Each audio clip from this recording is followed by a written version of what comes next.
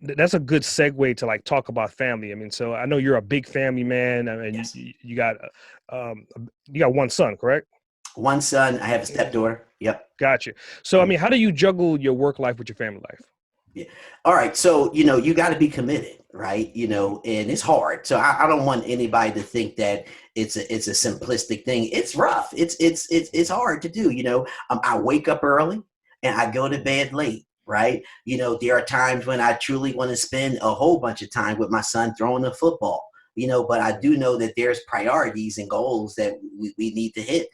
So what I do is I basically structure things Hmm. to do stuff to make sure that regardless of what goes on in the week, we know that these are the two or three things we're 100% going to do.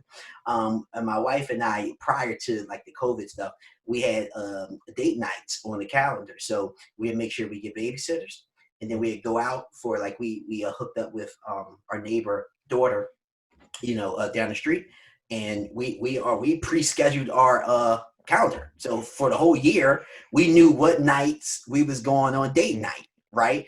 And then what was cool about it was we said, all right, January I'll be picking where we're going to do, and in February she picked. And when I say date night, this ain't anything special. Like you can go out to Fridays, you can actually cook at the house and just be you two Hmm. being intimate, and that's what we do. It was kind of more prior to COVID. Once COVID came, it kind of crushed, everything. But I have structured things. So when you have those structured things, those things you're going to be doing. And then obviously the things you do just during the week works out. But I really go to bed pretty late, and I wake up pretty early to work on a lot of personal things and stuff like